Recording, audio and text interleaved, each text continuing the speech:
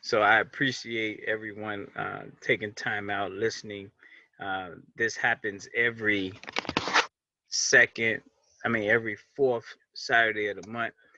And I've been at this a long time. And so people would say you should get everyone on the call. And one of the things that I have come to appreciate is that the way we're built and designed, very rarely do we need to get everyone to do anything. If everyone covered their territory, covered their lane, then we're going to be okay. We're going to have sustainability. And so that's one of the key reasons why you don't see everyone uh, in, in when the future, when we get in the future where revenue is there, we will see people getting on because it'll be part of their job. So they'll be getting on to give their reports on how they're earning food on the table for their families. So that will come, but we're not there. So I'm not pushing that right now. So for those who are watching for the first time, I'm the founder, National Block Club University. Our whole focus is making America safer. And when I say America, the United States of America, black neighborhoods. But when you make black neighborhoods safer, you're making the bigger picture safer as well. I'm active, been active for 26 years. November 20th, last Friday, 2 Fridays ago, made 26 years of doing this work. So what you may gain from listening, watching this video is a lot of experience, a lot of people sharing perspectives, and us agreeing on how to make this collective global work take place. So, having said that, this is the agenda from 3 o'clock till 5 o'clock Central Time. You're going to see my face. Um, I do have Tracy Thomas, who should be joining us, and Anthony Travis should be joining us as well. We have altogether 6 different agendas. This is the open and roll call.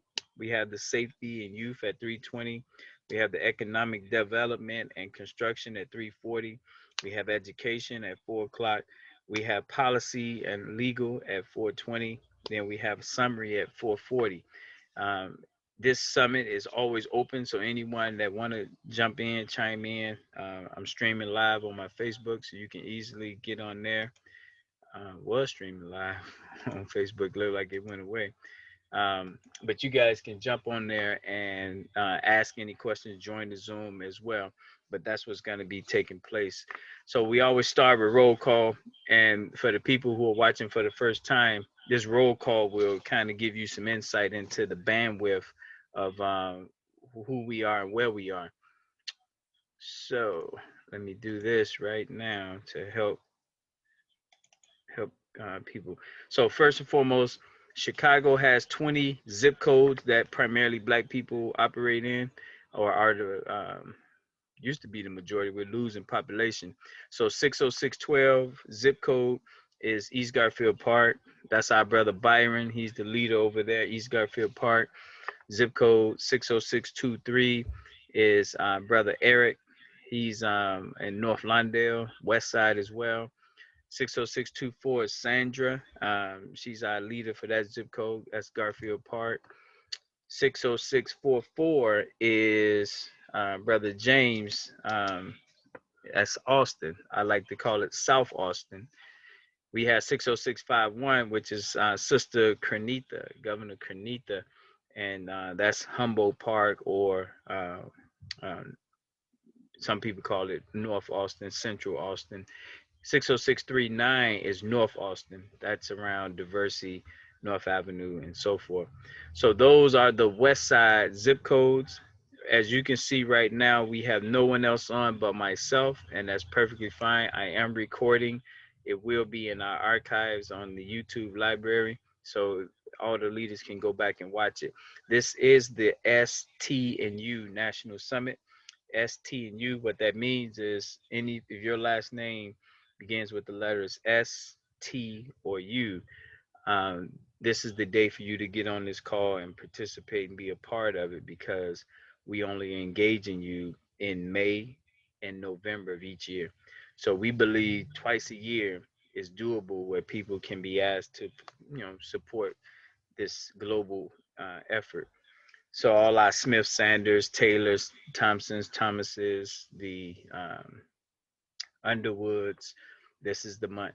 And so from those zip codes I just read to you on the west side, we don't have any ST or U people that is on. Now we move to the south side of Chicago. 60609 is our new city neighborhood. And that's in that zip code, we have Sister Sanders, who can't be on right now, but she's helping us in that zip code. 60620 is our Auburn Gresham neighborhood. That's Sister Francis over there, and this isn't her month. So we don't have a ST and U person in 20 that's a part of this. We have a big funder who definitely is willing to support us in that zip code. 20 right now is our strongest financial supporting zip code out of all 20 zip codes in Chicago. 60621 is our West. That's our Inglewood community, uh, and 60629 zip code is our uh, Marquette Park zip code. Sister Tracy Thomas will be on tonight, later on today, because that's her last name is T, so that fits perfectly, and she will be joining us in the 4 o'clock hour. 60636 zip code is West Inglewood. We don't have anyone from that zip code that's slated to be on with us. Then we have 60652. Sister Brittany is our leader for that zip code. Her last name does not start with ST or U, so she will not be on here with us. All right, that covers the south side, you guys. Now let's move on to the east side of Chicago. And the east side of Chicago, 60615 is our leader, Joe, Brother Joe, and his last name is not ST and U, so I'm not expecting Brother Joe to be on. He might be watching via the live stream. We have 60617. That's Sister Williams. Um, she's next month is V through Z, so we should have her next month. This month isn't ST and U for her. Then we have 60619 zip code, Sister Erica. And Erica is one of our superstars, definitely someone putting financial resources behind us on a regular basis. No one ST and U from 60619 zip code. We have 60628. That's Brother Charles. Brother Charles, he's one of our superstars. Last month, Charles joined in on the PQ&R National Summit. Faithful warrior out there in Roseland. Then we have 60637. That's Sister Claudette. Just experienced tragedy, so our hearts and condolences is with our dear leader Claudette. She won't be on. We don't have any ST and U people in Woodline that will be a part of this. We do got a big supporter over there, Mr. Smith, in 60637. Then we have in 60643 zip code, that's our Queen Diana. She her last name is next month, well in January, so she won't be on with us this month. She's not a ST and U last name person.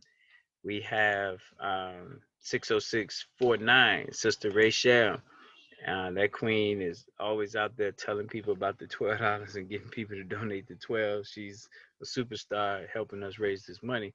Uh, Her last name doesn't coincide with ST and U as well, and so she won't be on the call. Last one is Sister Echo, which is 60653. She's on tap for this month, so we'll see if she's able to join us as well.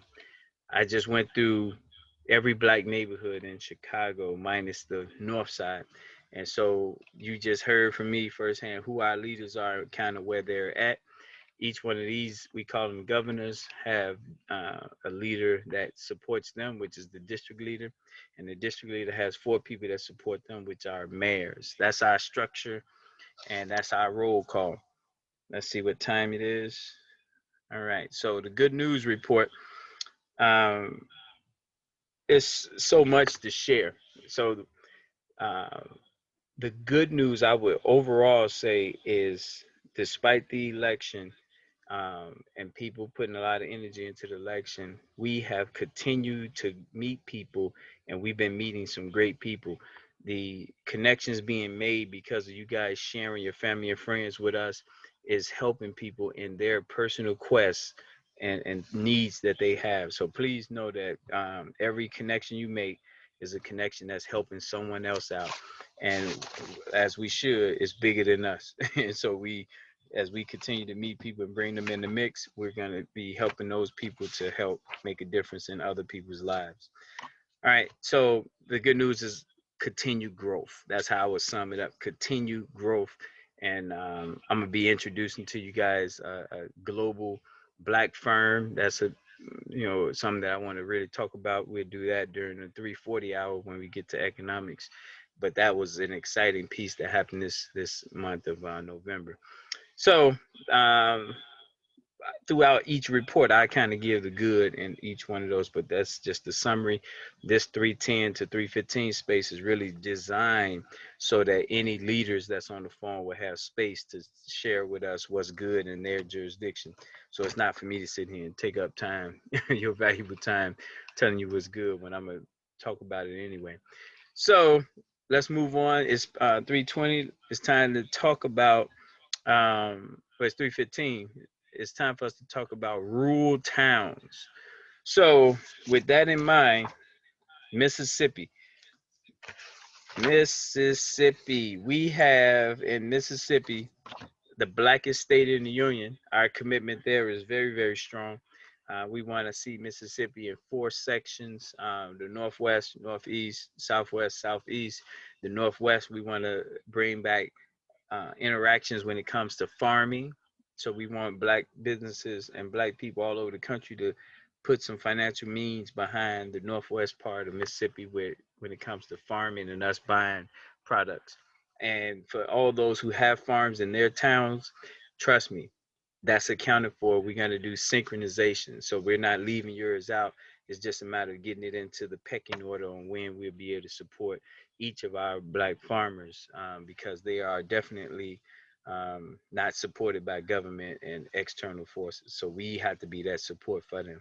So that's the Northwest corridor. On the Northeast corridor, it will be manufacturing. And manufacturing is coming out of my wife's Tina's legacy, where we're going to be doing furniture, reupholstered furniture. So all your old furniture will get shipped down to Mississippi, the Northeast corridor, stored. Then our young people will come in, break it down, and redo it. Then it goes back, being redeployed all over Black America to our black establishments. That's the vision there, you guys, that hopefully you get excited behind. Then we have on the southwest corridor, Jackson, Mississippi, and preferably that's our headquarters when it comes to administrative headquarters when it comes to paperwork, and they report into Gary, Indiana. That's their role. So that whole southwest corridor, Natchez, Mississippi, all of that is going to be linked into Gary, Indiana, and supporting us. 40 million black people around this country coming through that corridor there. On the southeast corridor is Hattiesburg. Hattiesburg, I hope to visit very shortly and get a lay of the land and be able to incorporate and bring them in layers of support to us. So that way, more of you guys can put resources directly into them. So start next in 2 months in January, that's when I should be heading to Macon, Jackson, as well as Hattiesburg to help us get anchored in those places when it comes to fixing our communities. All right. So we are also, while we're on this subject here, last month we was in Port Gibson with the tour, and we had a young queen that never connected back with me, but she was willing to come on live and talk about Port Gibson, Mississippi. And I believe these Mississippi tours is going to allow us to learn more about the biggest black state in the Union, which was once in the 1860s the state where people came to become millionaires, and now it's the poor state. So that tells you something about uh, times. So that was in October. Then in November, we was inside of Santobia, Mississippi. We have the Blackmans down there, strong, strong family. And then next month in December, we're going to be focused on tour in the Clarksdale, Mississippi area, which is part of the Northwest, that farming corridor that I spoke about. So that's it right here, Mississippi. That's the report, the update. If you have a question or comment, feel free to chime in and just put it in my inbox, and I'll respond to you when it comes to the rule in Mississippi. I think this is a big deal because Mississippi is important. If we can get Mississippi, which is almost 40% black, and we get more people to move in there, what end up happening is you'll have a state that has majority blacks. If we can get past 50%, and there's no other state close. The next closest state is Georgia, then Louisiana, and both of those are in the low 30s. So this is an opportunity, being in the high 30s, to get to 40, then get to 50%. And black people need that.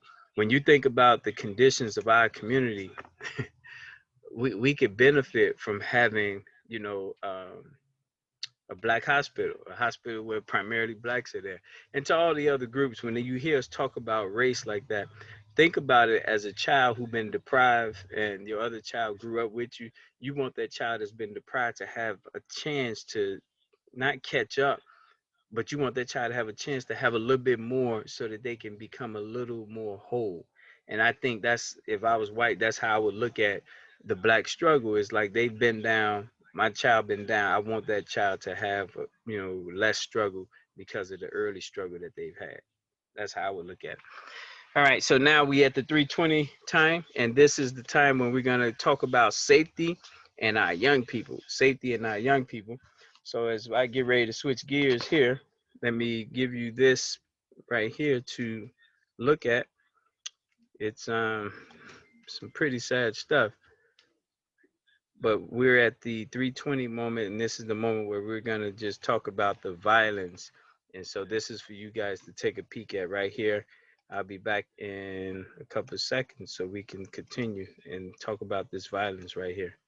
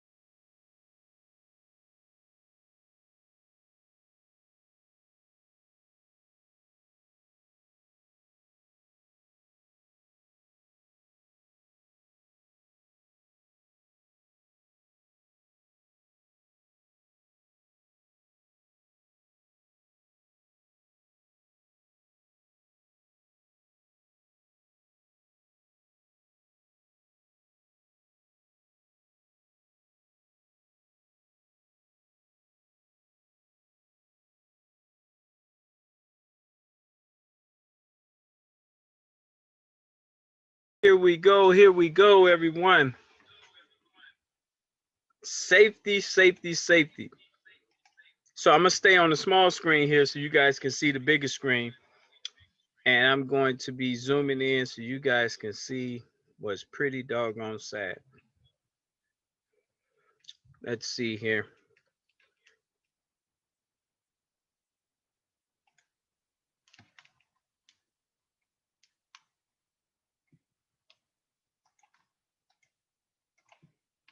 All right, so the date here matters, you guys, and I want people to, because we're gonna spend a little time here talking about the violence levels, and I want you guys to see some key points here, some key reference points in red. See this right here? 800. I mean, 130 people have lost their lives in Atlanta, Georgia. Um, 148 was in 2003, and they're 18 murders away from breaking last year's murder totals. That's in Atlanta, you guys. That is in a state where we're a large population. It's quite a few of us here, and we still haven't been able to deal with this violence. You look at Memphis, 284 people have lost their lives in Memphis, Tennessee. 284, almost 300 people dead, not coming back in Memphis, Tennessee, right here. All right, let's go down. Let's go down here. Okay, New Orleans. As you can see here in the Gentilly Holly Grove area, we've had several unknown men killed. They're no longer with us today. We have our sister down there, Toya, who is going through a lot. The hopelessness is real in New Orleans. You have here, as I scroll down, you can see 8-year-old girl was killed in Memphis 2 Sundays ago. Um, 693 murders in Chicago. No other city has these type of numbers. The closest city is Philadelphia when it comes to these incidents of violence. So let me stop there and let's talk about what we're going to do about this. What can be done about this? So let's stop sharing here so I can have your attention. And okay, thanks. So this is what I'm gonna say about the violence, and it's important for our community to recognize this. There are people who make money off of um, our community. It's people who benefit right now as we speak, and those people who benefit financially, economically, will not want to see things disrupt what has them comfortable. So, what that means is there are a lot of charity and very little change, as Mark says out of Chicago. A lot of charity, but little change, because change takes away the power of some of the people that love giving charity. uh, Look at charity as I'm up here, you're down here. So when I feel like it, I'm gonna help you down here versus creating a level playing field. It keeps the playing field uneven, and the people up top get to feel good, helping the people on the bottom. So for me, it's a matter of looking at all these other groups that benefit when we kill each other. And so when the Arabs who control the gas stations and apparel stores and the corner stores, they're not going to want to see real economic change come place where black people become the mom and pop gas stations and corner stores again, because that takes away from them. Same with the Asians want to get rid of nail salons and beauty supply stores. They're not going to want to help the young black queens get control of how they control the hair inside their community. And the list goes on. Almost every ethnic group has an economic stake in seeing the black community stay oppressed and marginalized. So the solution is what we do. And what I always try and tell people, I'm very careful with the word solution, because just because you solve something, can you keep it that way? So it's not just fixing something, it's sustaining something. And what we as a people have to do is look at it as what is our capacity to sustain versus our solutions to solve something, only to have it go right back to where it was before we solved it. So when I look at our communities block by block, it's a matter of what is the sustainability plan. And when we talk about retirees, adults, and youth for every profession, that's sustainability. If I'm a 70-year-old retired carpenter and I got this 14-year-old that love working with wood, makes sense for them to get together, that retiree, that youth together. And I might give that youth my tool bag worth 2 grand because I'm older, ancestor status is coming one day for me, so let me invest in this young person. That is to me how we're going to have sustainability, because everyone that's living is going to get older and they're going to move into retirement status, and that means now they can give back strategically to young people in their zip code. So I just wanted to put that out there. When I see Memphis 284 murders, when I see murders happening all over, it's a matter of, I got to take this. I want you guys to listen at this so he'll know he's on live as well. Travis, I got you on live right now. People can hear you. Did you get the email? Um, yeah, yep. So I'm on the live now. So just check your email. I sent it to you. Yep. Yeah, you don't have to get on. It starts already, but your section is at 3:20, at 4:20. But you can get on early if you want to. All right. So that is our that's our guest that's coming up, you guys, Mr. Travis. So he'll be joining us, and he's going to be talking government at 4:20.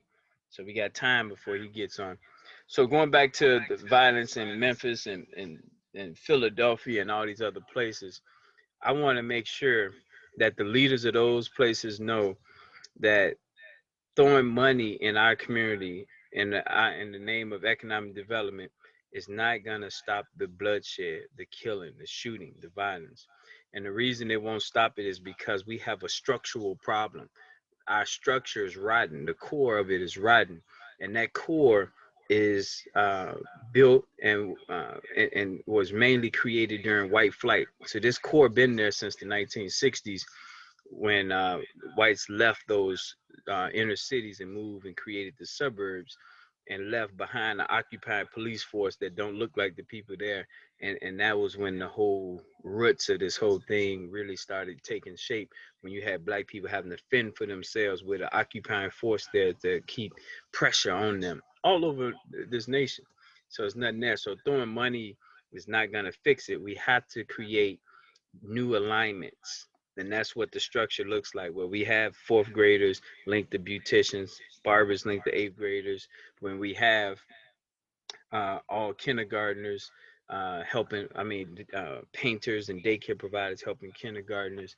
That's new alignments. And this is important when we talk about the rotten core. We have to establish reasons to interact with each other, and having everyone linked together is a big, big part of that. When we say New York is linked to Chicago's Inglewood neighborhood and Sudan and Africa, all of that matters to get away from the rotten core foundation that was created during white flight, exacerbated because we know the isolation into so-called ghettos was done as well. So it's always been that problem. But the violence of today is because of all of that stuff that's happened 70 years ago and so forth. So what we're going to do about is ask for your $12 a year so we can continue to link retirees, adults, and youth for every profession. So that's what I wanted to push out there on the violence side. I also have published a report for the media. We're going to be texting this out and putting this press release out, that there's 4 seasons to stop the violence, 4 seasons, and every third quarter is when you get to test it, really the second quarter. So you have January, February, and March. That is our recruiting season. That's when you can get out there and recruit with less interference. And the reason January through March is because people are fresh off the holidays, so their mind is getting back into the work groove. So you have them during the months. It's before the summer when people leave and travel and they're going places. So January through March is the prime time to recruit and get people to care about all this violence, right? Then you got the second quarter, which is April, May, and June. Well, really, you just have the April, because after April, now it's a holiday. We get tested. So the work we did recruiting in January through March, we're gonna see how that works come May, Memorial Day weekend, when we unfortunately around urban America lose a lot of people. All right. So it's certain work that got to get done in the first quarter, January through March, to get us more bodies on the team. Then April, we got to do a whole lot to get them prepared so that come Memorial Day, we have real impact. Then you have June. June, children are starting to get out of school. Now is the greatest test of the whole year, because then during that month of June, it's warmer, hours are longer, and you're going to have more young people out there, more people that's unemployed out there, and that's going to change the dynamics in when it comes to testing with this violence. In July, August, and September, this is where the rubber meets the road. Whatever we say we're going to do to stop the violence, it will be tested during the summer months. All over this country, the summer months is when you see the biggest numbers of violence during those summer months. That's a big, big time to test whatever you say you did to stop the violence. Then, of course, the October, November, December, the winter time, fall, winter coming. This is when we reassess everything we did during the summer test to see if we can make some adjustments before the next year. That's the cycle. That's the cycle. You got 3 months of recruiting. You got uh, training, which happens in the April timeframe to get them ready. Then you got the tests of the summer. Then in the fall, that's when you reassess what you did. Then you go back in January and do it again. Recruit new people, train them people, run the tests, see how many people, how you can get the anti-violence work out there. Then you reassess in the fall, and you just keep repeating it over and over again. So for all those people who didn't know, now you know. That's the life cycle of anti-violence, in terms of being strategic about it, and that's coming from someone that's not getting paid to tell you that. You have to be weary when you're listening to paid people, because their job is not going to pay them to tell you how bad they are or how bad they're performing. So you're going to have some hyperbole. You're going to have some fudging of something to just make sure that they program keeps getting funding to keep operating. So that's it. Missing persons is a big part of what we do, you guys. So just so you know, Erica Dunn, Chatham 60619 is our zip code, along with Philadelphia and Angola in Africa, that's concentrated on our missing women and children, missing persons in general. Every second Wednesday of the month, that's when we concentrate on the assessment of the last 30 days since we've been working on who's been missing and what can be done to help bring home missing persons. So Deshwana Glover is still missing. Diamond and King is still missing, both out of Gary. And so we hope that people will, when we have gatherings similar to when you go in the grocery store and you had a missing person board, we want to see, when we have gatherings and vendor booths, a missing person section as a vendor booth, because a lot of times, when you get people in different environments, their mind is able to digest things. So we want to put this on your mind when you're on the block. So that's what I want to tell you guys from the missing person perspective. And then I do this quick assessment for Atlanta, Los Angeles, Milwaukee, Miami, New Orleans, Norfolk, and Philly. Then we're off this section, and it's 3:40, so I gotta get ready to switch over to economics after this. So Atlanta is our winter headquarters. So I'm in Atlanta or North Georgia during the winter months. And what that means to you, if you're in the North, is we want you to come here as well. Right now we're in the midst of COVID, but just out when we get past the COVID, we want people to look at it this way, that you have a second home here in Georgia. Remember, it's the second most populous black state in the union outside of Mississippi. So we want everyone to look at this place here in Georgia as your second summer, winter getaway type home. This is important when we talk about black commerce and trade, that we don't have people stuck in Detroit, stuck in Cleveland, feeling like they can't leave, because that means the commerce can't really flow, because people don't feel like they can go, and we want to change that. So Atlanta is going to be ground 2-0 for Chicago's ground zero. Los Angeles, our sister Chrissy is out there in LA. Michelle Hopper, Black Gas Station, 62 years, is in LA. Um, LA is it costs. It's expensive. So LA, some of our people may not make it out there to see and participate in LA, but Chicago's North Lawndale is linked to Los Angeles. So if you're from North Lawndale in Chicago, part of our funding will go to make sure that you get to LA just to further the work of what we do. Milwaukee, Wisconsin. We got Sister Lisa now in Milwaukee. We got Honeybee Massage Therapy. We got the Amco Black Gas Station in Milwaukee. So those two black businesses need your support if you inside in Milwaukee. And Milwaukee manages all things dealing with DJs, photographers, and designers. So Milwaukee is more in the arts physical, and we want to support them big time as well. Miami. Miami is the the the best wintertime getaway for us. Arguably, you have people argue against that in Vegas, but Miami is responsible every fourth Saturday of the month for all things dealing with sales, vending, insurance, things of that nature. So they're our headquarters when it comes to that. And Miami definitely has, you know, like in Liberty City, Overtown, certain neighborhoods where gentrification is happening, and our black people are unfortunately being moved right on the outskirts. So we have work to do to pool our money together, $1 trillion people, so we can mitigate some of this gentrification that's happening after decades of neglect. Then they can come in and buy it up. We knew that. That's been the playbook since Boys in the Hoods movie came out, and he talked about it. Lawrence did. New Orleans. So New Orleans is important because New Orleans is in the South, but it's in Louisiana. Louisiana is the third most populous black state.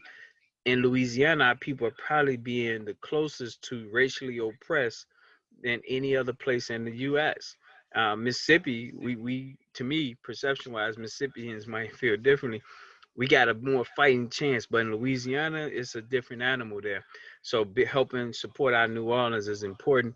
We talked about if Hurricane Katrina struck again, we're in better position logistically, mentally, financially than we were in August of 2005 when Hurricane Katrina struck. We wouldn't be leaving our people stranded now like we did 15 years ago. All right. So we also have Norfolk, Virginia. Not too much of an update in Norfolk. It's on the East Coast. East Coast and us is not flowing the way we should, but we got to take care of where we're the strongest at now. But so to all my people in Norfolk, we'd love to connect with you. Unfortunately, it was hard for us stretching there outside of the first Friday of each month. Then you had the last one, Philadelphia. Philly is second to Chicago in murders. 400 plus murders. Young 12-year-old went to answer his door, got shot to death in the Frankfurt neighborhood. Philly needs what we offer big time. And when we send a letter to the mayor and the police chief in Philly next year in January, we hope it's received well so that we can implement our whole concept right there in Philadelphia.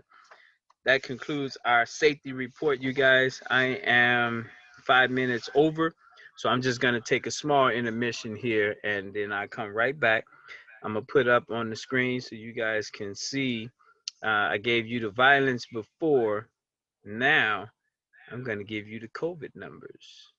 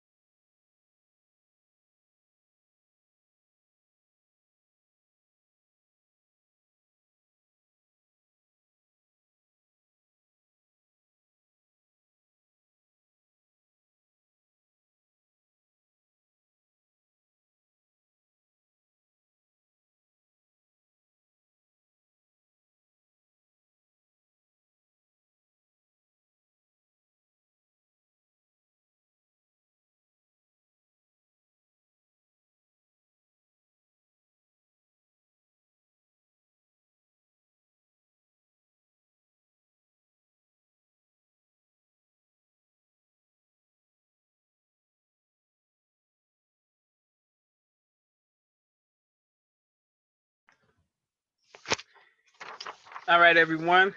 Thank you for staying with us. If you just joined us, this is our once a month update on National Block Club University. It's our last name S T and U Global Summit. I didn't talk about Africa. I'm gonna talk about Africa at the conclusion. This section here is dealing with economic development. So we always start with who we are money wise. We are a $1 a month organization. We believe that by keeping it at 4 quarters a month, 48 quarters a year, it becomes less about if we can afford to pull our money together, and it becomes more of an exposure on why we're not doing it. And so that's why we have it so low. It's so that every single adult we meet, hopefully, they can see value in putting together this $12 for the year, which is $1 a month. Our vision in Chicago has been for 20 years is to collect $12 from 1 million Black people. So our budget has been fixed at $12 million a year. That's what the dream is for Chicago, not to mention what we could do around the country with that as well. But it's all hinged on us doing for us, not the grant structure. We help other non for profits do the grants. It's about what we do for ourselves. So let me stop sharing the screen here and let me come to you correct. So right now, as we stand, we are $302 away from breaking last year's total donations. $302 away from doing better than all of last year, and we have 34 days to go. So I'm very encouraged that $10 a day is easy for us to do, and we will surpass last year's totals. As a matter of fact, we will surpass it. I have total confidence we're going to do way more than that. But it just shows you with any organization, anything you belong to, can you measure year to year your growth and development? And we clearly have it measured. I just gave you some of the numbers, and it just shows you that we're making sure that we're doing better and not worse than the previous year. So when you look at the zip codes, though, this is a challenge for us because when we talk about $1 a month, we track where it's coming from. And as it stands right now, 60620 is the biggest. Let me put the light up here so I can read it to you. 60620 has brought in more money than any zip code in Chicago or the country. $457 as of September 30th. 457. Zip code 60644, Austin, is the only zip code out of 20 that not even one penny has come in from that zip code. Zero. Out of 20 zip codes, 44 is the only zero. And 60620, which is Auburn Gresham, is the most money has come in from that zip code. Hats off to the governor, Francis Newman, District Leader Pamela Dominguez. Second is Chatham, Governor Erica, 60619. Nope, I'm sorry. Charles, 60628 is second with $294. That's Roseland. And then we have Chatham coming in after that. So these numbers, why this matters, just so you guys know why you should care about that. It takes 3 months typically to collect $12 from a person. 90 days to collect $12. It's pros and cons to that because the work that has to happen to collect $12 involves follow up, phone, text, email. Those are jobs. Those are jobs. And this is a big part of how in all these other cities you see we're in, how we know we can create a process of getting money that creates jobs. Like collecting the money is the job. Remember back in the day when you had insurance salespersons and they would come and collect this life insurance. And so picture this process where we're asking for something that is doable. Even if you face an eviction, that $1 a month not gonna kill you. It's doable, but what it really is, it's a excuse to interact with each other and make sure that the money is the trade and the exchange so that same money can come back to help you. That's what this is, and that's what the whole $12 represent. So when you see 60644 with nothing coming in, you can bet we probably had less interactions there, less trade. Obviously, nothing was there, but you would have to see what were the attempts. How many people did we ask in that zip code that said no? And so that's kind of what that is. Now we do have a superstar in Boaji there, who is one of our bigger supporters. So she is going to make sure the numbers are there before this year is out, because she's one of the $100 30-day loaner leaders. All right. So let's talk about economic development on the Black business side. So this is going to be a lot. So I'm gonna try and simplify it. What I've found over doing these interactions with our community is our Black business owners have a hard time naming 4 Black businesses that they spent money with as well. So everyone we ask on Wednesdays, economic day, not to give our money to people who don't care about our struggle, what we go through. So what we found in asking people to name their 4, we saw that the businesses couldn't even name 4, and they're in business. So we were saying, wow, if you can't name 4 and you're a Black business, we know that's probably why your traffic is low, is because we as a collective are not adhering to a methodology or a process that would guarantee that our money is staying with us. So what I did uh, is I said, let's take every Wednesday. It's 4 Wednesdays a month. Let's take every Wednesday and let's go out there and let's just ask these Black industries to come together and agree to circulate money with each other. So listen to what I just said. It's 4 Wednesdays. So we took about 10 industries and said, can these 10 industries operate as a family and be there for each other and circulate money with each other and make certain that if one of them get in trouble, that they're there for each other? Because last year, this is an improvement operation. Last year, I was trying to get all 40 of them to do it. The problem with that is that's not manageable.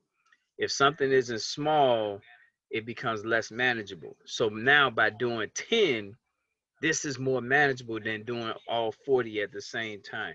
So breaking it up into 4 Wednesdays, 10 in each Wednesday, and getting them to really break bread and be there for each other is a much more doable prospect than the way we did it last year, where it was whoever is willing to do it, let's come together and do it. So we nixed that. That's not a goal of ours, is to do it that way, and it's been helpful. So let me show you guys what this looks like. This here, and actually I got to bring it up on the screen. That way you guys can see it better. Economic development. Really shouldn't even have this up here. Let's see. Nope, you can't see it. It doesn't look good. I can pull it up on Zoom. The problem is I'm out here in the mountains. And so the reception is horrible. And if I start trying to do that, it might kill the whole Zoom. So I don't want to mess with that and lose you guys. So what I do is just read it to you. That'd be easier for me to make sure. Excuse me. So real quickly, I'm gonna go quickly with this because I want to keep going. The first Wednesday of each month, all of our apparel, people that make shirts, t-shirts, hats, hoodies, beauticians, people that do hair, chefs, all of our entertainers, DJs, all of our seamstress, restaurants, and travel agents are one. That's every first Wednesday. Those businesses are circulating money amongst each other and being there for each other. That's circulation team number 1. Circulation team number 2, Black businesses, are beauty supply stores, different than beauticians, beauty supply stores, car washes, cellular stores, cleaners, daycares, uh, landlords, liquor stores, nail salons, realtors, and gas stations. We only have 1 Black gas station in Illinois. Sad, the Gibson's 152nd and Halsted. 2 Black gas stations in Florida, pretty sad. 1 Black gas station in California. That's Sister Michelle Hopper, been there 62 years. We got one black gas station in Wisconsin that we know of, which is in Milwaukee, and we have 3 black gas stations in Michigan, in Detroit. That's good. So that's circulation team number 2 coming together. Circulation team number 3 is barbers. Got a lot of barbers, dentists, and doctors, funeral homes, accountants, massage therapists, movers, and landscapers and loungers.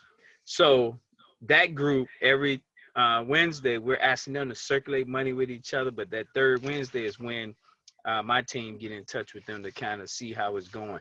So as you can see here, when we talk about economic development, if you're talking about getting money from the government, is part of the pacifying of black people, because it's not enough money the government will give us if we immediately release that money to people who don't care about us.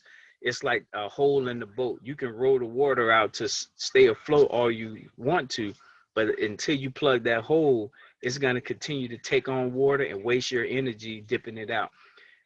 We as a people have to agree to not chase European models of success and to chase African models of success. There's no way around economic development without that. When we have black people who love Europe more than they love Africa, that's a challenge, because when you take your tourist dollars to Europe, you're not taking your tourist dollars to Africa along with the rest of the world. So you become part of the challenge of isolating, starving, and possibly exploiting the continent. And so this is important for us to recognize. Economic development starts with closing the gap, not allowing, cutting the heat on with the windows open. That don't go together. And that's when we talk about economic development, we can get there by not giving so many of our resources to people who don't care about us. I understand it's been like this for a while, so hard habits are hard to break type thing. The last circulation team is auto mechanics, authors, bricklayers, corner stores, carpenters. It is electricians. It is martial arts instructors, lawyers, painters, plumbers, sales reps.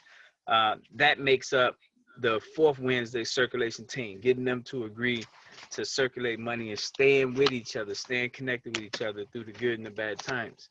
This has been a big development, you guys, because again, we've done it last year and found in doing it last year that the black businesses, it was too many trying to bring together. And so doing it this way, 10 is much more easy to manage than trying to manage all 40. So now let me switch gears real quick. Our Zelle is my email, cyronsmith@yahoo.com, along with QuickPay. The Cash App is $SYRON, Cyron. And our PayPal is, again, the email, but it's on our website, www.nationalblockclubuniversity.com. So be part of the solution. Every dollar allows us to do what we do. So we hope you would join that effort. And now let's move on to construction. So we have some superstars in Chicago that are active when it comes to construction. And so every fourth Monday of each month is our construction day. That's when we check in with those people that's in construction and kind of see where are we as a people, what's the landscape, what's happening, what's going on, how can we be a part of changing that and turning that around. So just to give you guys our update, we've had, unfortunately, some black customers who felt like they can't and won't do business with black people because of bad experiences, whether it's someone quality or whether it's they punctual, whether they punctual or not. What I would, and what I've said to our leaders who engage us with this is apply the same methodology despite race. So if a white carpenter did you wrong or a white plumber did you wrong, will you throw away all other white plumbers? That's the only challenge I would say to us. It appears like we're quick that if one of our people, if another black person do you wrong, that you throw all of them in the same bucket and category. And I just want to bring that to your awareness so you can think about that if that's what you do as well. For the professionals, what we're saying to them is RAY means retirees, adults, and youth. If you're a carpenter, you're a welder. We want to link you with a retired carpenter, a retired welder. And the reason we want to do that is so that you got some elder leadership to back you up. And we're going to link you with a youth. That's what Ray is, retirees, adults, and youth. We're going to link you with a youth that want to be a welder, a youth that want to be a carpenter. So then you have someone you can kind of tell what to do, and then you got the elder retiree who can kind of tell you what to do, but you're in control at every level. The point is support on the top end and on the grassroots end, and that's what can help some of our construction workers who we know are good people who mean well but bite off more than they can chew, or start a project knowing they don't have cash reserves, so therefore when some go wrong, you know, they end up messing up the whole relationship. So on the construction side, we're going to work toward that. And next year, in January, we're going to be concentrating on painting in particular, because I think with the right amount of we can take painting, and no matter the season, we can have painters go into homes and bring people on board, and that's going to help us create jobs through all 4 seasons. So painters is going to be a focus. Our brother Cy Bounds out of Chicago is a key person when it comes to painting. Hey, Reven, I see you, man. Thanks for joining. You and Mr. Travis is on. Hey. If you've been listening, chime in, man. Just jump in, and I'm gonna keep moving the agenda along. You got anything on construction? I just got on 2 seconds ago. Well, I was just talking about for us to not penalize all Black construction people when they do something wrong if we don't apply that same methodology to white contractors. So if a white roofer do you wrong, are you saying I'm not dealing with no more white roofers? So I just wanted to sensitize us to not being so hard on our own community, not to forgive them, because we putting pressure on our professionals too, Black construction people, to do better, do right. Well, I definitely want to speak to that. What you got? Some years ago, we created with Ron Carter as black contractors in the neighborhood, and that group was called Black Contractors Neighborhood, was to get organized so that we can break the stereotype that Black contractors that they could do good work, to break that stereotype. So unfortunately, we were never able to get it off the ground. And then with Ro Davis, Busy Man's with the Bob Biss Center and our New Life movement, and is the they call it Busy Man. That's Dr. Murphy there.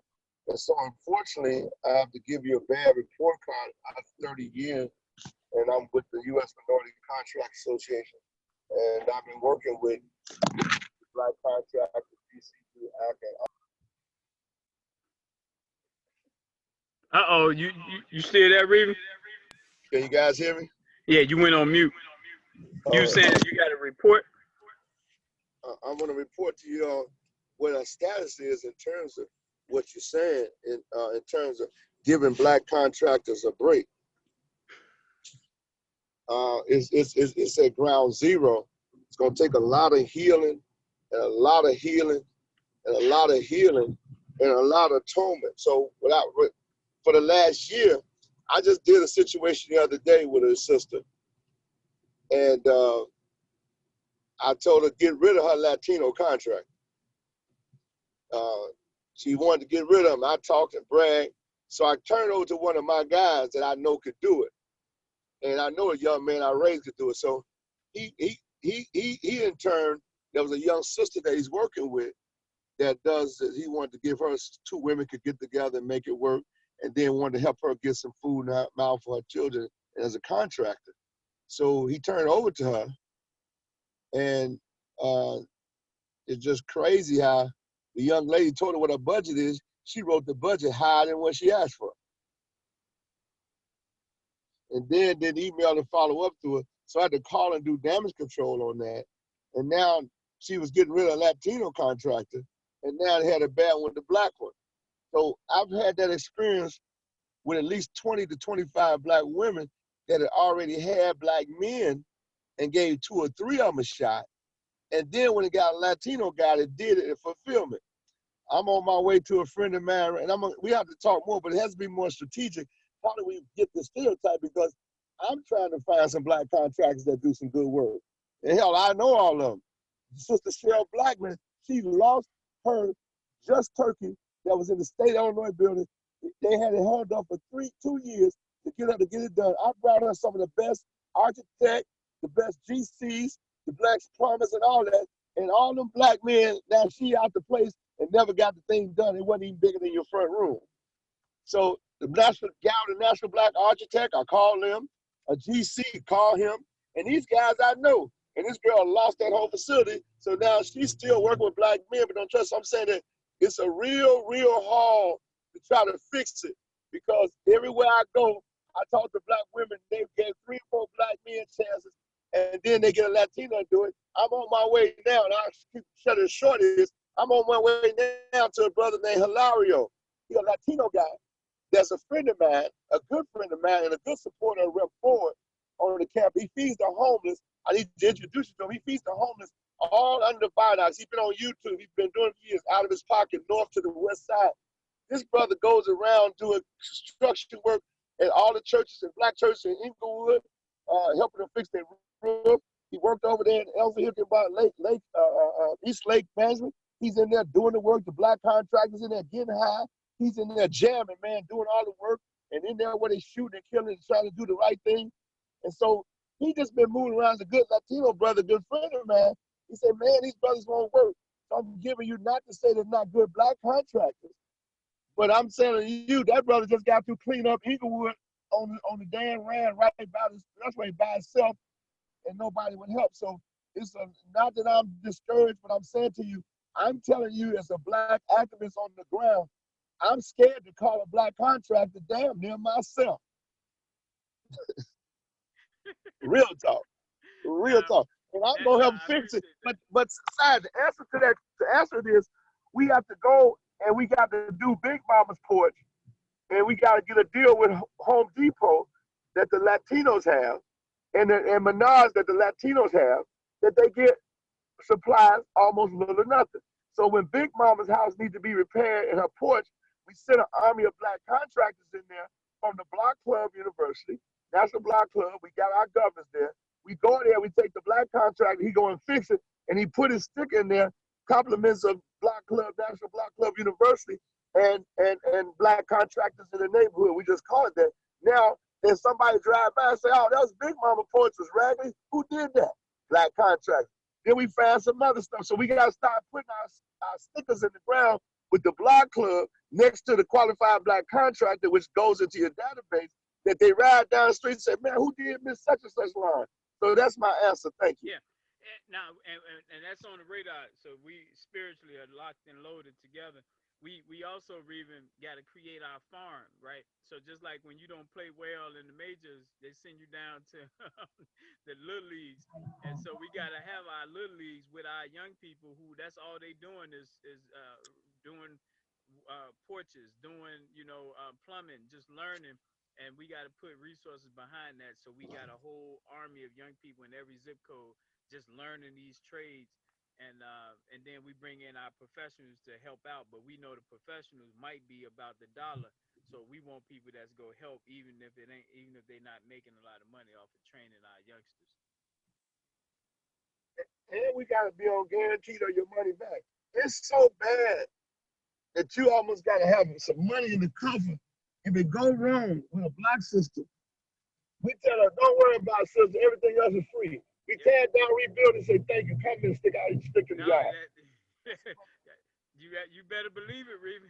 No, that's for real. You got to be able to repair that relationship because it can get ugly. So, all right, well, we moving on to education, Reeve. So I want you to give me, I'm gonna get his introduction. You give me your thoughts on that. So we already know that when it comes to education, we've been miseducated on purpose under again the European model superiority, us being inferior, learning about their culture and not our own. So part of our whole piece when it comes to education is an African centric perspective and challenging all things that gave glory to people who haven't even said they sorry yet. So we have kindergarten university all the way to 12th grade university, and we've assigned each one of these universities to 16 blocks throughout the nation. And the purpose of that is within those 16 blocks, the goal is to have every block teaching one aspect of that grade. So on one block, they'll be teaching first grade math. The next block, first grade reading. The next block, first grade science. And they're not teaching it. They're doing almost like a Easter egg hunt on little yard signs, questions, and across the street answers. And we create this environment where they can come. We shut the block down, and it's education and it's incentives. And it gives young people a chance to see the adults on the block care about their skill sets. And we put money in their pocket. And so every city, if you add 16 blocks times 13 grades, it's 212 blocks of education, enrichment, excitement, and money giveaway in all our cities that we're working in. What do you think about that, Reed?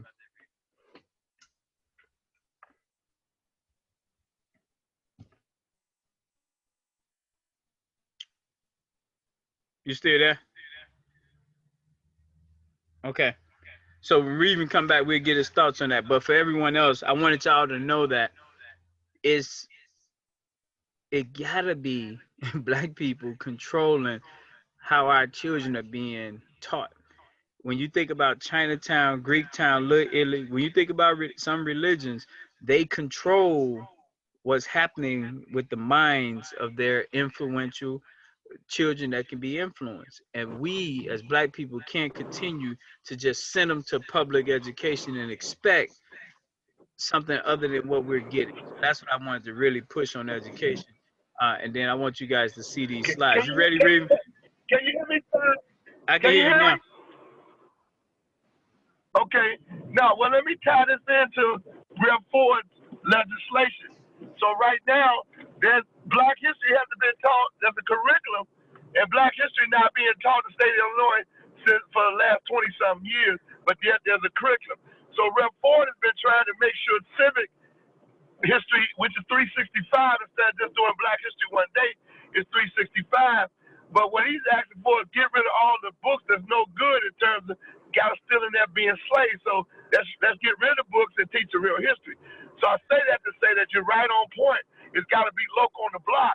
But at the same time, we got to take the block club and the people to be on support of what he's talking about, the civic education. But the most important thing that we can do right now, you're right on point. I support that 100%, that block by block and getting their culture. But we got to get the National Block Club University, all our governors and all of our people to go on the sign for a petition that only has 700 for the last 5 months that says free broadband, free free Wi-Fi to go in the black community because our people are not online. And we just got a report that all of our children, black, are getting F, most of them, and whites are getting A's since this online remote. That came out 2 weeks ago.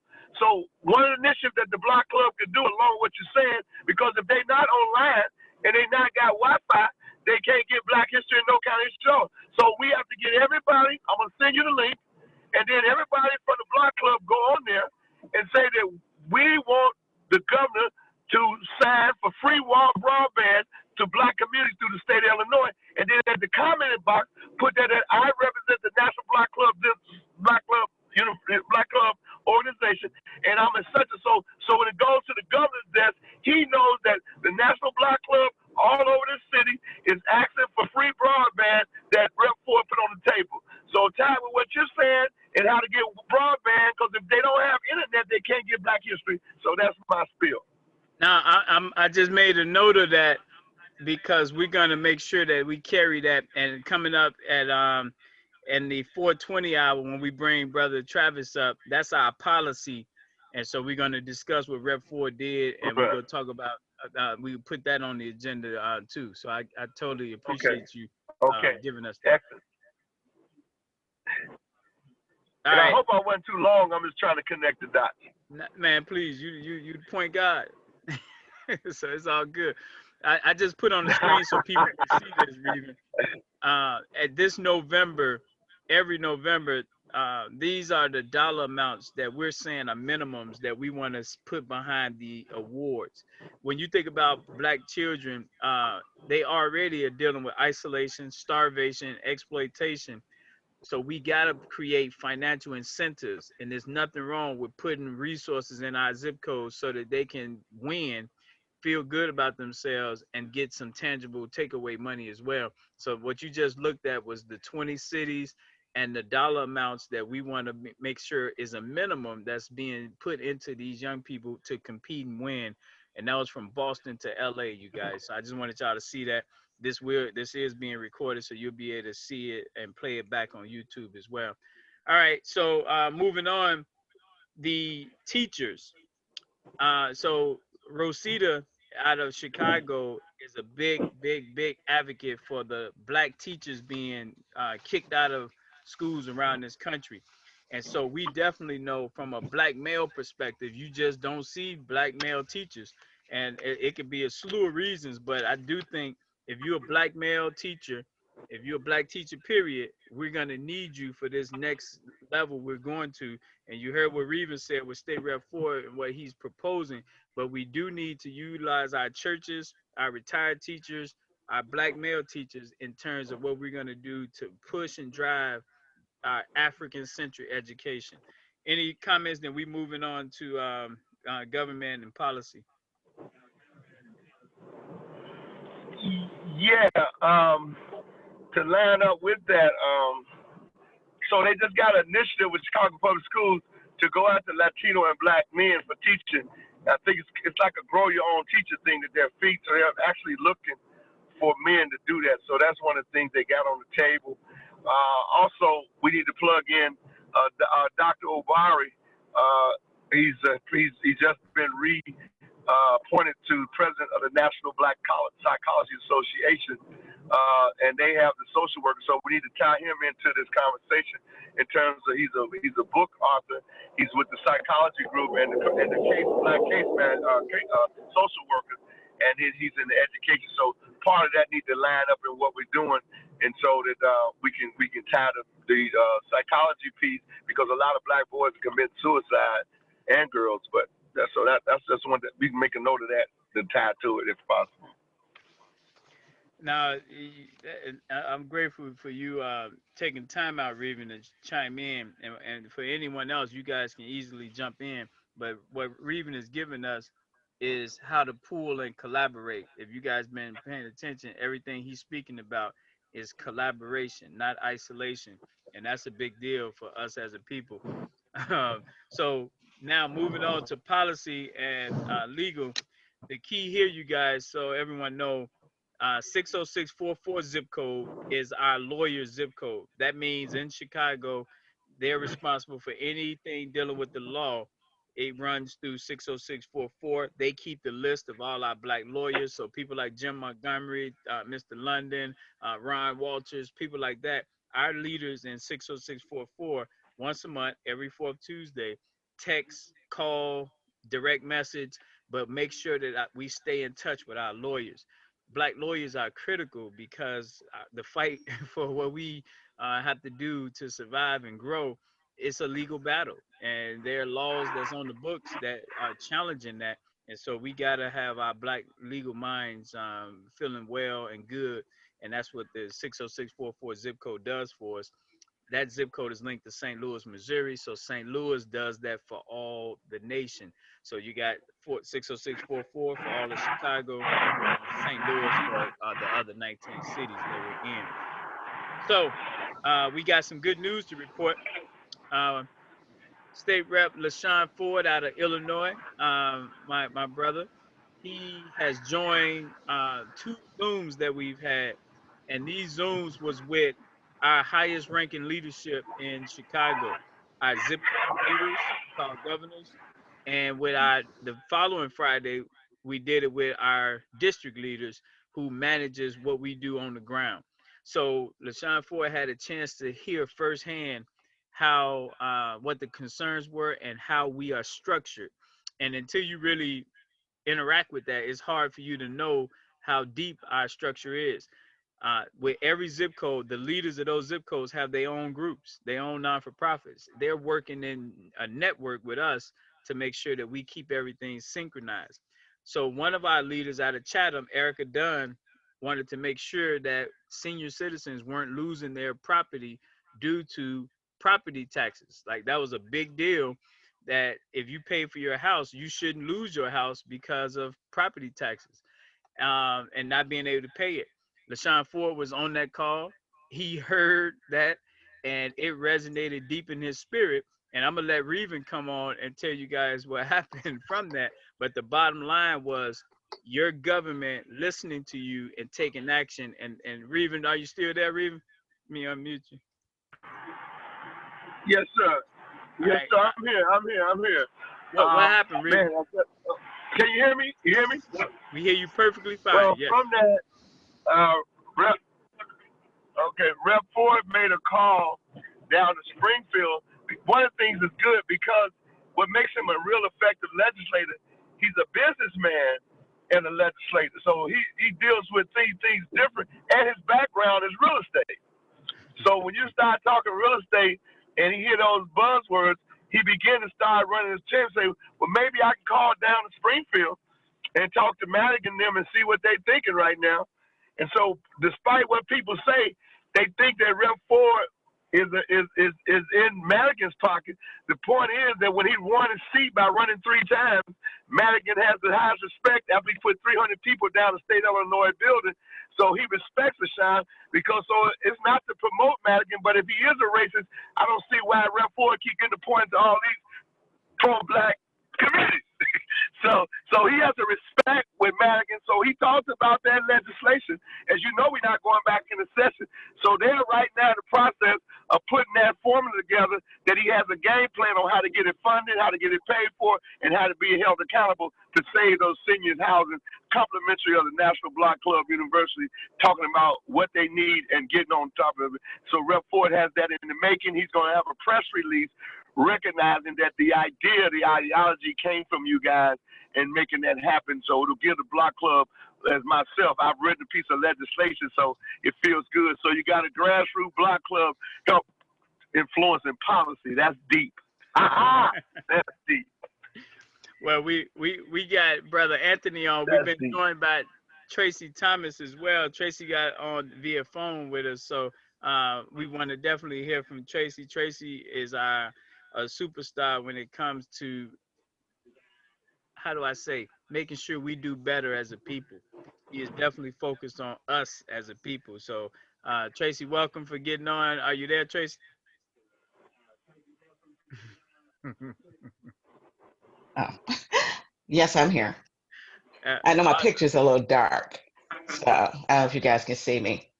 I don't like being on Zoom, so. No, I'm congratulating you right now for jumping on. You heard Reven, right? Yes, I did. Hi, Reven. He might be. Hey, what's up, Governor? Okay. Hey, good. Hello.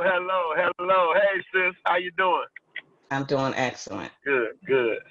So what I wanted to do, because this part here, when we think about all the laws and things that's on the books that make life challenging for our community at the expense of us, one of the things that I didn't know until I did some research, that the government is helping, the national government is helping the black hair products going through the Asian community. I don't know if you guys knew that or not, but to prevent North Korea from participating, they're helping South Korea because they are allied. So you got international support, and it's dealing with our women's hair. So it's one of them things, just an example on how government has played a part in the conditions we see in our neighborhood, and we got to be aware of that. But before I get into my soapbox, Tracy, can you tell us who you are and like where are you at and what we need to do as a people? Okay, Tracy Thomas, Chicago, 60629 zip code. And excuse me, you say where I see us as a people or what I want to see? Well, my main concern right now, I'm on this journey of us healing as a people and healing from the complex trauma that we are experiencing as a people, and that we've always experienced since landing on this in this country, or before it was a country, a named country by Europeans. We have gone through so much as a people, and we experience the traumas that everybody experiences, no matter what your race, gender, whatever it may be. We all experience trauma pretty much the same way on certain things. But those of us that are descendants of those that have been enslaved or that were enslaved here in this country, and who, pretty much made this country what it was, or Is.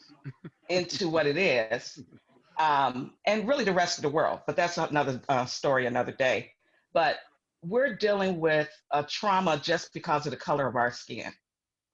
And then you add to that the trauma of our ancestors being those that were enslaved here on this land. So we have a unique thing that we're dealing with here as a people. So my passion right now is that we address and heal from these traumatic experiences, these complex traumas that we are dealing with. And that's my journey right now. You know, I told someone, imagine when you're born in a hospital and you have a dark-skinned black baby and you have a white baby. One is gonna get a stack of bricks put on their back, and one is not.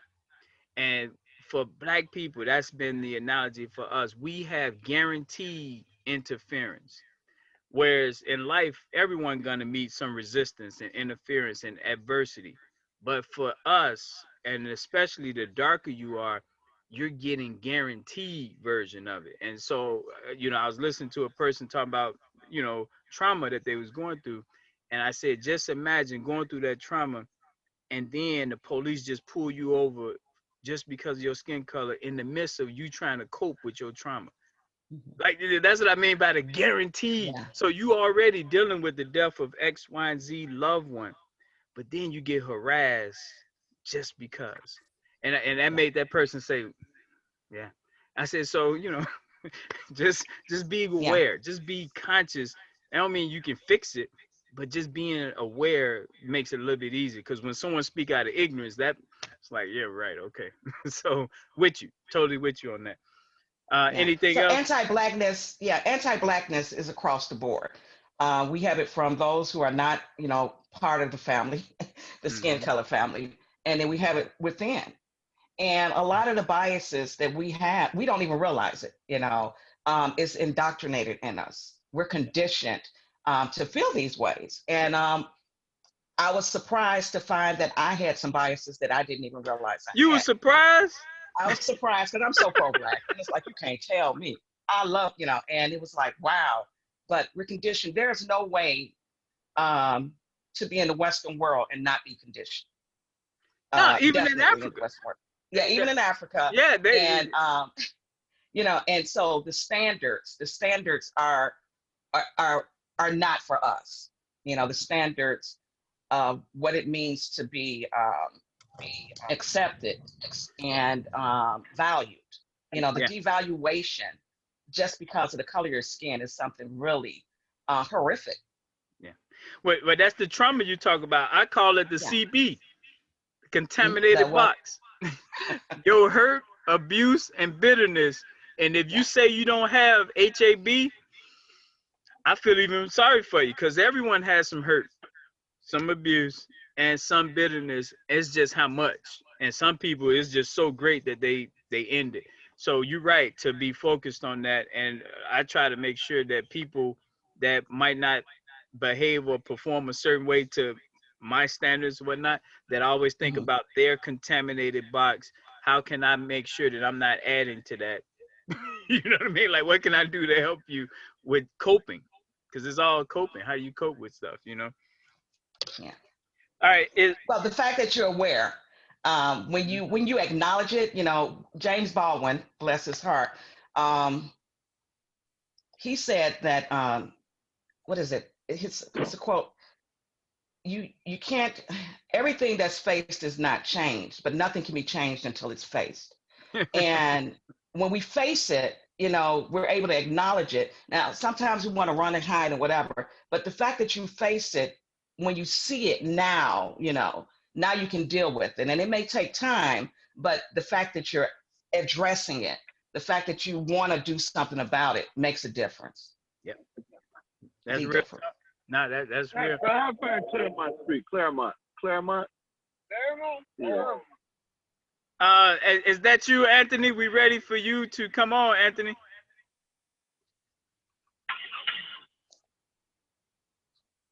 Do we got Mr. Travis on? You ready?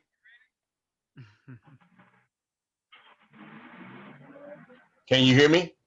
All right, there we go. I can hear you.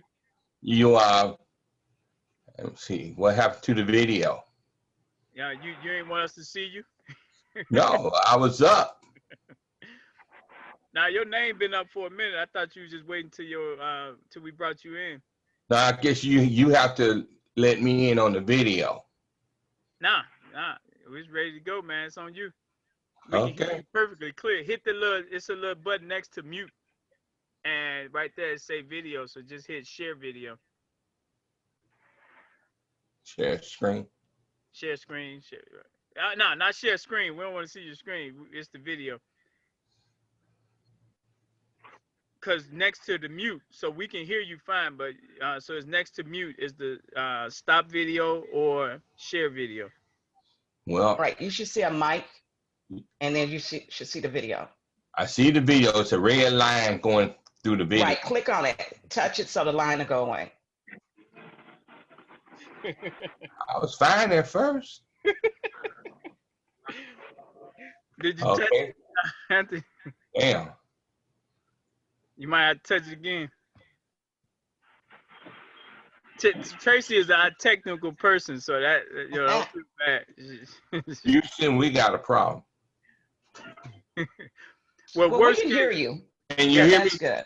We can All hear right. you clear. All right. As they say, my name is Anthony Travis, better known as the Tax Doctor. We have been talking about property taxes for the last 2.5 years. Reuben and I served on the governor's task force for property tax relief, and we served up under Representative Mary Flowers. We have a 60-page report that we put together, which is probably one of the most awesome reports they ever seen in Springfield. But to keep it, as I say, keep it simple, stupid, we want to talk about what the governor said in the State of the State address. He said, I need you two parties to give me reform, consolidation, and liquidation of the 7,000 units of government. Folks, if you live in Illinois, we are spending $30 billion a year in property taxes. Nobody, as it was pointed out earlier, should lose their property over property taxes. Our biggest problem here in Illinois is that we have 856 school districts, 7,000 units of government. And with the 856 school districts, we're spending $18 billion a year in property taxes. So on our report, we take the position, we want to live up to those words that the governor put out. We want to liquidate the 856 school districts and drop that down to 6. We want to get the schools off the property tax system. That would take away $18 billion in property taxes. And we want one statewide budget for education. We want to move close to Hawaii and California because Hawaii have a one statewide budget. California, under Proposition 13, moved away from using property taxes as the #1 source of revenue. And as I pulled off the internet, California gets most of its revenues from the income tax system now. So we have to become just as innovative with how we do business in this state as they did in Hawaii and in California. Now, Anthony, just so our people would know, you was excellent in highlighting what you want to see happen for in terms of getting it down to 6 school districts from 856. But tell us, devil's advocate, like, will those 6 be controlled by downstate people, and now we have no voice up in the north? Like, what's the pros and cons? What's the cons? You told us the pros. The 6 school districts, well, we already got one. That's 299. That will be controlled by the citizens of Chicago. So the other 5 districts will be controlled by the people that will make up those 5 other districts. Now,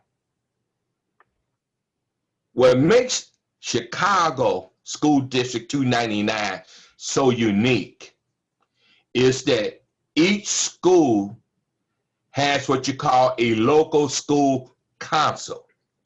And when my daughter was a student at Kenwood Academy, I served 2 years on the local school council. So that gave me an insight to this whole issue of local control. And folks, I tell you, citizens, parents, teachers, students, and the community, they will have control of their school. So there will be no issue with local control.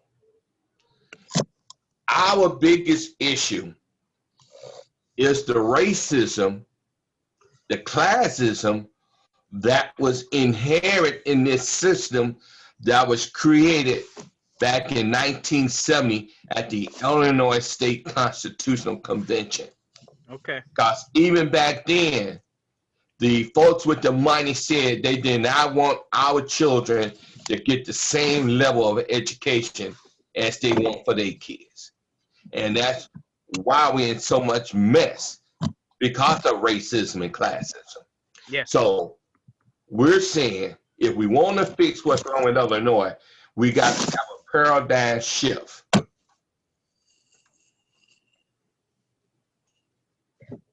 Uh-oh, did we lose you? No, did that satisfy your question? What? No, no, you're hitting it out of the park. Tracy, what you think? Any thoughts or comments on that? Well, yeah, I understand it. It's more to it when I'm listening to it. I understand getting rid of the property tax. I understand locally being in charge of your school, but even that has some issues with it. You know, your local school council is only as successful as the people that are running it, and their reasons for being in that position.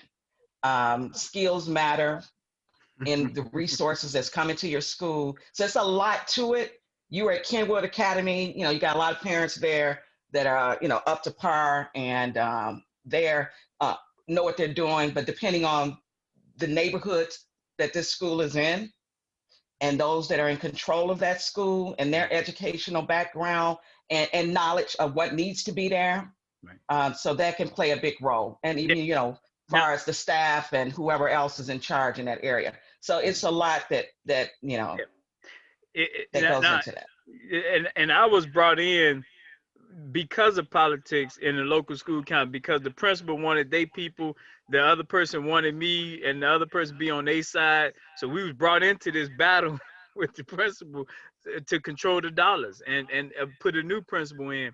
So that's what I was talking about, Anthony, about the pros and cons. That's kind of the con, but I'd rather we had that battle than someone downstate You know what I mean? Well, that's why right now, as it stands, Chicago, which is District 299, that would be District 1, because Chicago already have over 400,000 students, Yeah.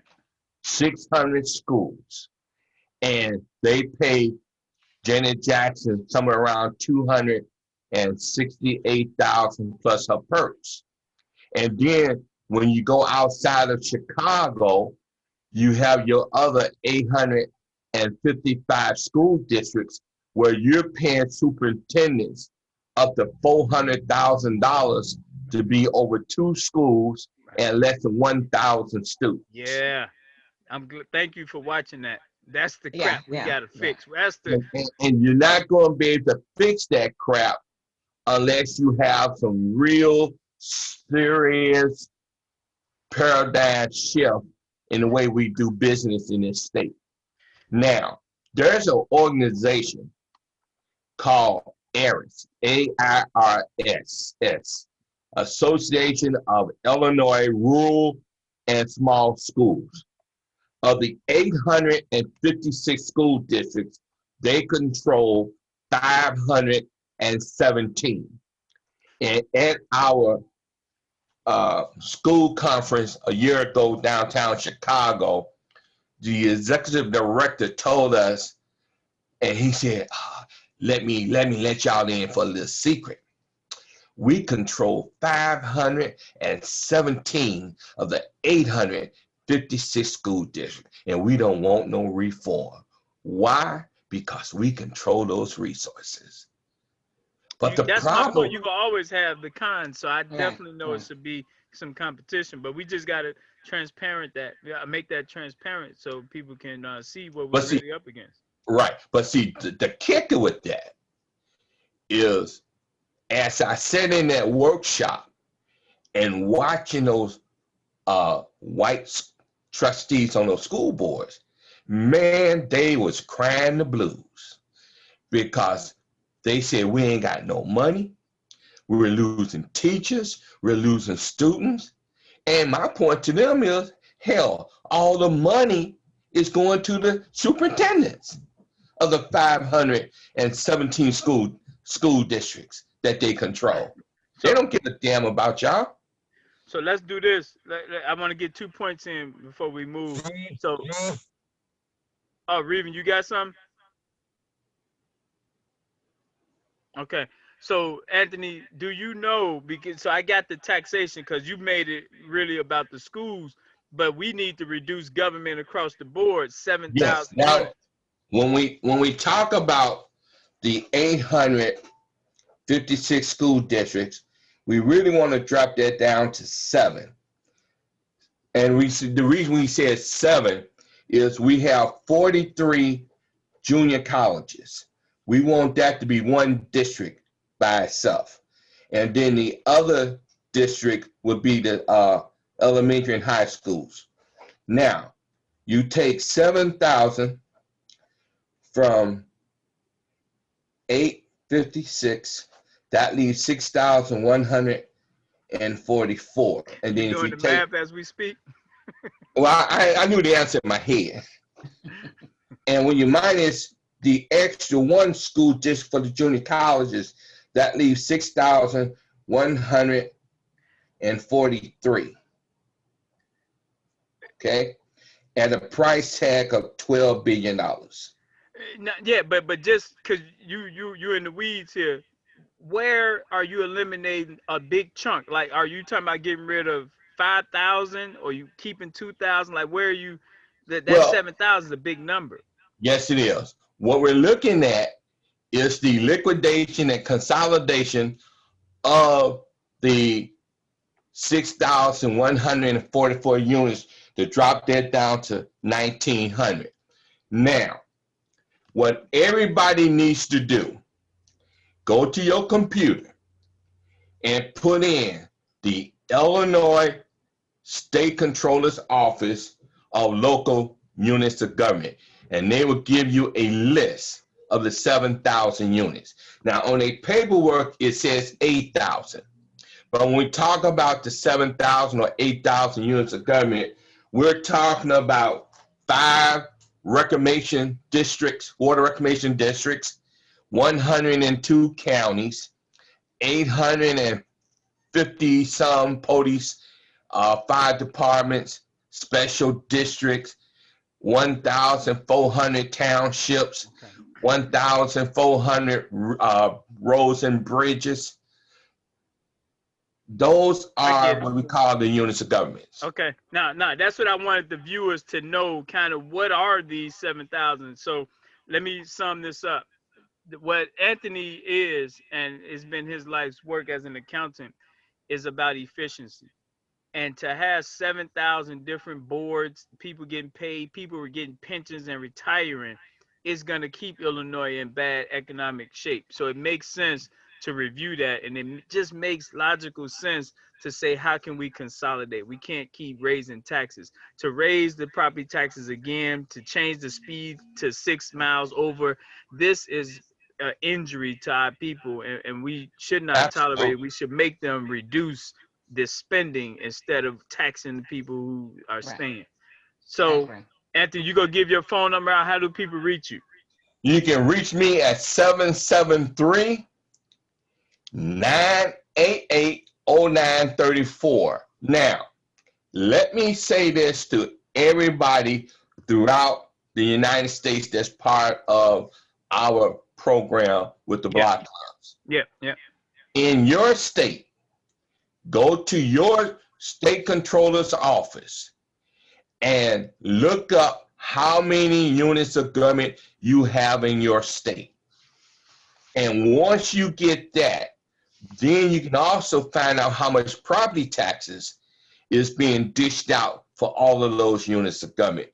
And what we found out in our report with the governor task force was that we were spending 30 billion, 18 billion go to the 856 school districts, and the other 12 billion go to the remaining 6,144 units of government.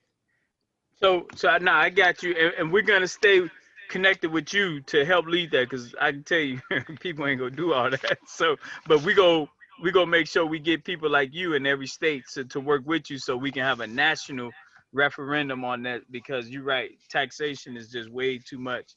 All right, so you gave your number out, man. I want you to know we committed with you. I'm grateful for Right. even connected us, and the next thing I want to talk about, and you can chime in on this too, Anthony, is the All right. clear the. Oh, you about to say something, Reeve? It sounds like Reeve be trying. The Clear the Airways project is our brother Quabena out of Gary, Indiana.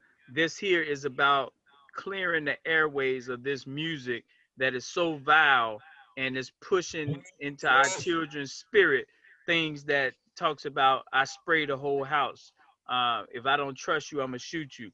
And these things have existed, you know what I mean, back in the day, but to have it now so out and open and in the front, and then they mute out anything dealing with degradation of Jewish people, degradation of gays and lesbians, but they allow the N word to be played, killing ends, shooting ends. So their conscious decision is being made to allow degradation of black people and not allow it of everyone else. So that's a clear separation, and they're saying who's more valuable.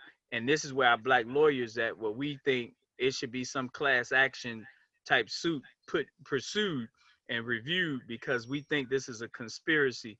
Because why would you let some things be bleeped out and not anything that's offensive? Any thoughts on that from you guys?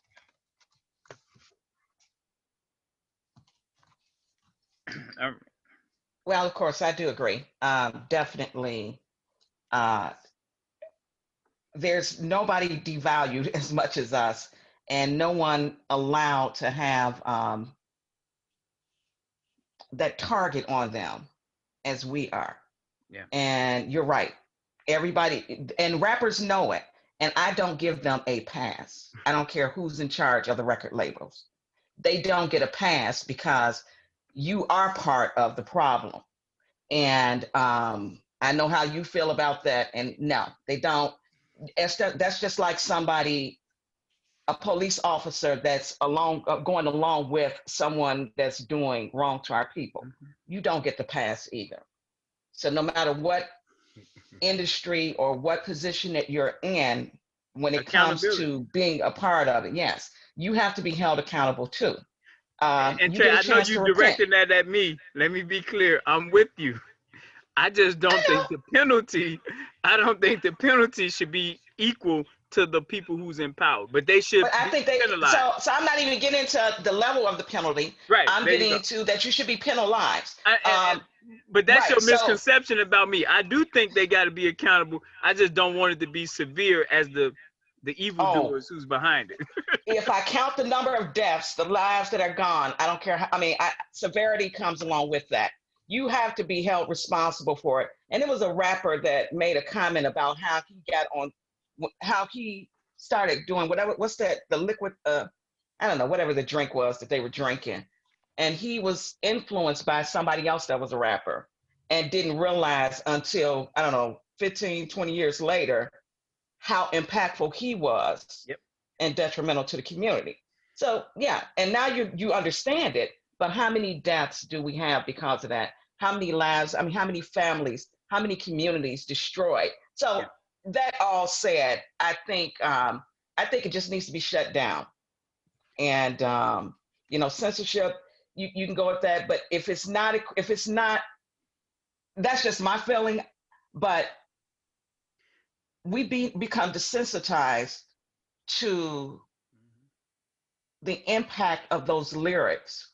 And when I hear people saying, "Oh, I just love the music," I'm not thinking about the words. How is it you can be influenced by positive things over and over again, but you don't think you're influenced by negative things? You, So it you is impactful. So and, and, I'll and stop because and that's the this is what soapbox for me. nah, thank you for that, Tracy. This is what I think is important. What you just shared is an angle. It's many angles.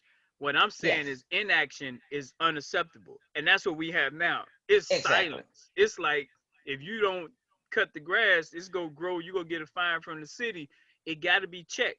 We got to check it. It's not being checked, and not only that, the Right. NFL, the NBA, they're putting this on mainstream, and some of them people are on boards making money, and these are the people who got the power strings. Got it. That's why we got to have a response. It can't be no response. So clear the So, and airways that's why I project. really respect the work that he's done, Corvina. And it's a commercial now about laundry, right? And it's like dirty, dirty. I got your laundry, and I'm like, wait a minute, that is a horrible song. That, do they know what that song is talking about? I got your money. Do they really know? But it's and my son was like, Mom, it's they just took it, they changed it, they do that with songs. And I'm like, yeah, but I said, well, It I gotta guess be a because response though. Like when you make right. you gotta get your hands spanked. Something gotta happen. If not, we're encouraging more. So Yeah. that's the for our black lawyers, you guys.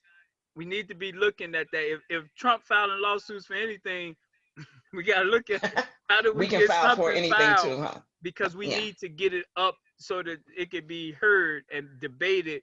And then people who are for it, we want to see you come out of the shadows. We can see you all for free speech. Okay, are you for X, Y, and Z that goes along with free speech? Let's have a response. Is what I'm saying. So Yes. did you have something else? No, we got 9 minutes. All right, so let's talk about Africa, you guys. I had a chance to watch CNN Africa yesterday, so this wasn't planned for my presentation, but Akon City is real. Akon City is real, you guys. The rapper Akon, who Tracy, if she had her way, he'd be Hmm. penalized. He Well, is going back. yeah. He has gone back, and they showed him going throughout the various phases of taking 2,000 of acres sitting off the coast in Senegal, and he wanted to turn it into Akon City with resorts, boats, luxury, all of that stuff. And he went back to his village and talked to the elders, his spiritual advisors. He met with the African Congress, and in the business attire, not the thug attire. He went, met with the ladies, and gave. So he was doing his due diligence, and it felt good seeing it. And this is where in America we got Telemundo, and NBC has supported Telemundo, and so BET isn't ours, so people who think it is not ours. But Telemundo is NBCU ways of giving that community a voice. And seeing Africa, CNN Africa, everything they showed was movers and shakers in the continent. And me at 45, I felt good watching the whole segment, learning about a dance group in South Africa, Akon City, and the brother in Nigeria doing his thing. And I'm 45. Imagine a person with less exposure as me being able to see that and what that does. So that I just wanted to put that out there, Akon City. But here's the good news. We have 10 of our 20 countries in Africa with real people on the ground in these places, and we've sent money to all of them, all 10 countries. And this has been a long time coming, you guys. This just didn't happen overnight. Tracy, you remember when we only had Zimbabwe or Ghana? Yeah. It is so beautiful. And Reven, you should come on and talk about Cote d'Ivoire because like we putting real resources over there. So Reven, what's happening with Well, let me just say this real quick. But BET at one time was Black owned. Okay, so you mentioned BET, but at one time it was Black owned, and you did get quality at that time quality shows. Now I won't talk about the shows now because I don't watch BET. I don't watch much television. But what I'm saying is when you mention that, and there's no Anyway, I'll stop there. Reven. Yes, sir. What's happening with Can you hear me? Healthy Botanicals and Cote d'Ivoire? Oh man. Hold on one second. Can you hear me? We hear you perfectly fine. Okay. Well, big thing happening. As you know, Cote d'Ivoire is tied to Real Forest District, and he's on board with Healthy Place Botanical. And you know, I'm one of the owners of the company now, and so all of our products, the manufacturing products, jackets, hats, and caps, we can make anything. And moringa seeds, and so we have a factory in Cote d'Ivoire where they're producing all of our products and clothing lines and different things. We can do T-shirts, hats, jackets, and anything, and get it done within a short time and ship within 2 to 3 days here out of Cote d'Ivoire. So the Minister of Health has adopted all of our products there. We got about 8 products being manufactured there and produced there, and we just now ordered some skull hats and jackets for Chatham Business Association that they're going to be working with ComEd, and we're doing those brands. But we also, Dr. Margaret King and them are going into this next week. They're going to Nigeria to set up Healthy Place Botanical in Nigeria, and then we're going to Ghana right after New Year's. We're going to Ghana. So Healthy Place Botanical is moving. We believe the product that we have is second to none. They're out of Georgia, and then we have a base in Chicago over in Hyde Park and Cote d'Ivoire. And so when they go to Nigeria, it's going to be really powerful because they're going to set up, they're using shipping containers to set up manufacturing companies. And so we're going to have Healthy Place Botanical Cote d'Ivoire and Healthy Place Botanical Nigeria and Healthy Place Botanical Ghana. So what we're doing now is creating an African American connection, which you always been doing, connecting the block clubs all the way there. We're now able to have our own health products and the block club linked all the way to those different continents, which is going to be powerful, real powerful. Thank you. And here's the last connection for Africa. So yesterday we sent $10 to Sierra Leone, the poorest country in the continent of Africa from an exchange rate perspective. $10 was $99,000. $10. The Western Union charged me 15 cents. That's how poor it is. They never charge that low. You know what I mean? They charge 15 cents to send. And I said, wow, is it that they wasted their time, you know? But anyway, the brother was so appreciative. And I told him this is just the beginning, because when we convince blacks in America to do those pennies and drop them pennies off to the black businesses that we're setting the blue buckets into, that money is going to be going to them on the regular. And he said the teachers there are committing suicide because it hurts to not be able to provide. Isn't that something? Well, you know, a side. Let me share to that, which is powerful, which is a good key. Once we get Rep Ford on board, we got the cultivate. We got Rep Ford just got some mass reversible. We got one that he's paying tribute to the fallen people of COVID-19, and it has Ford just wear it. But once we get the Block Club moving and energy, that allows us to get with all the black other state legislators and then have them adopt a city or adopt someplace in Africa where that be connected to them, and then they can send their dollars and so forth there, and it'll connect them. So they're not connected like this. So we got a vehicle now that connects each one of them. We find out where they're connected to and say, hey, we want you to be able to soar into your roots because they're all trying to be black now. Raven, you've been very instrumental because what's happening with the linkages is next level. And trust me, it's going to electrify everything from the penny, nickel, dimes, quarters to, I mean, because there's so many moving parts. And so it's a great time to be alive. The world is going to feel this impact on the positive side, because when you have a suppressed people, it impacts even the people who don't realize they're being impacted by suppressing the people. So I see a change all over. So that concludes us, you guys. The next summit is January 23rd. I'm way off. December. I thought we was taking the month off. Tracy. So, I'm like, day okay. after Christmas, December 26th. 60 days is January 23rd. So thank you guys for watching. Any closing remarks from anybody? Thankful for you guys. I would just. I truly appreciate you and the work that all of you are doing to make our community a better place and our people a healthier, more vibrant, accepted, loving, cared for, valued by ourselves people. Can you hear me? Yes, sir. Yes. I need everybody where you live, take time and study Proposition 13 out of California.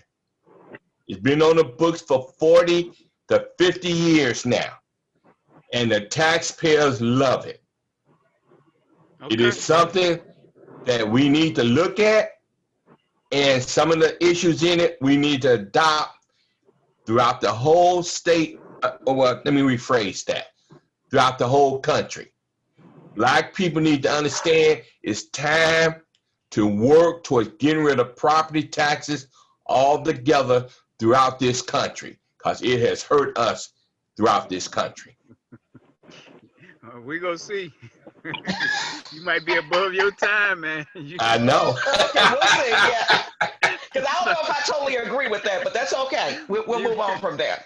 Go ahead, Raven. We got to get out of here. Well, all I can say is the scripture Isaiah said, behold, I do a new thing. So people that stuck on ain't nothing new under the sun is lost. He changed his game. Behold, I do a new thing and springs forth. The other piece, ye are all gods. So we're the gods that we looking for. Yes. So we just gotta know we're in our right place at the right time, and so for the right reason. And so God is connecting us together. We don't need everybody. We just need to set up an institution.